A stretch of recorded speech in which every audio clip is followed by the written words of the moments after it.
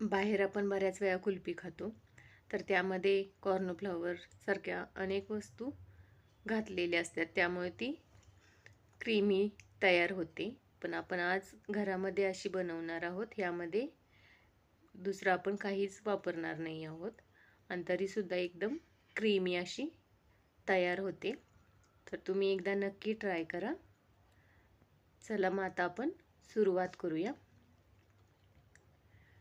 इथं मी 1 लिटर दूध घेतलेलं आहे. आपल्याला दूध एकदम फुल क्रीम घ्यायचं आहे आणि हे आपण अर्ध होईपर्यंत आटवून घ्यायचं. आता हे तापत ठेवून 15-20 मिनटं झालेली आहेत. तर आता आपण ह्यामध्ये काजू आणि बदाम बारीक करून घालायचं आहे. तर मी इथं अर्ध्या तासापूर्वी काजू आणि बदाम भिजवलेले, तर त्याची आपण पेस्ट तयार करून घेऊया आणि आता ही दुधामध्ये घालून घेऊया. हे आपल्याला आता कंटिन्यू हलवत राहायचं आहे आणि ह्यामध्ये आपण अर्धी वाटी साखर घालणार आहोत, म्हणजे 4 चमचे मोठे. तुम्ही तुमच्या आवडीप्रमाणे कमी जास्त घालू शकता. आता हे आपण आणखी 5 मिनटं उकळवून घेऊया. आता हे बरंच घट्ट झालेलं आहे, तर आता ह्यामध्ये आपण 1 चमचा वेलची पूड घालूया. आता आपण गॅस बंद करून घेऊया. हे आता तयार झालेलं आहे, तर आपण आता हे थंड करून घ्यायचं आहे.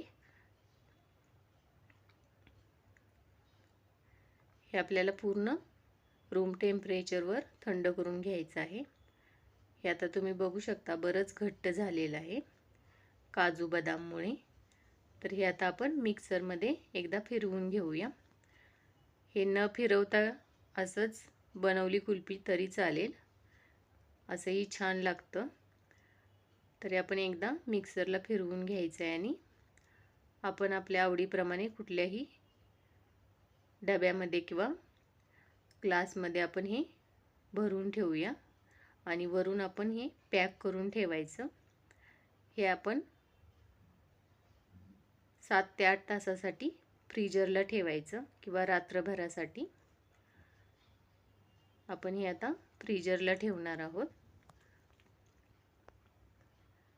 आता आपण सकाळी बघतोय तर आपलं कुल्फी तयार झालेली आहे. तर आता आपण ही काढून घेऊया. आता तर ह्यामध्ये मी स्टिक घालते. तुम्हाला अशीच खायची असेल तर अशीच घेतली तरी चालेल. ह्यामध्ये आपण 4 स्टिक घालून घेतलेले आहेत.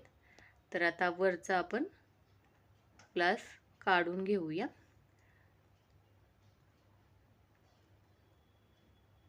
आणि ह्याचे आता आपण काप करून घ्यायचे.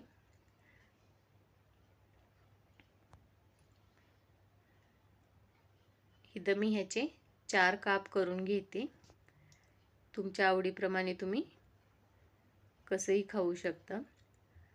हे मुलांना खायला बरं पडतं, त्यासाठी मी इथं स्टिक घातलेले आहेत. ह्याचे आपण 4 भाग करून घेऊया आणि हे एकदम स्मूथली कट होतं. ह्यामध्ये बर्फ जमा होत नाही. एकदम क्रीमी असं लागतं हे आईस्क्रीम. तर आता आपली कुल्फी तयार झालेली आहे. तर तुम्ही एकदा नक्की ट्राय करा. रेसिपी आवडल्यास लाईक करा, कमेंट करा आणि चॅनेलवर नवीन असाल तर चॅनेलला सबस्क्राईब करा. थँक्यू.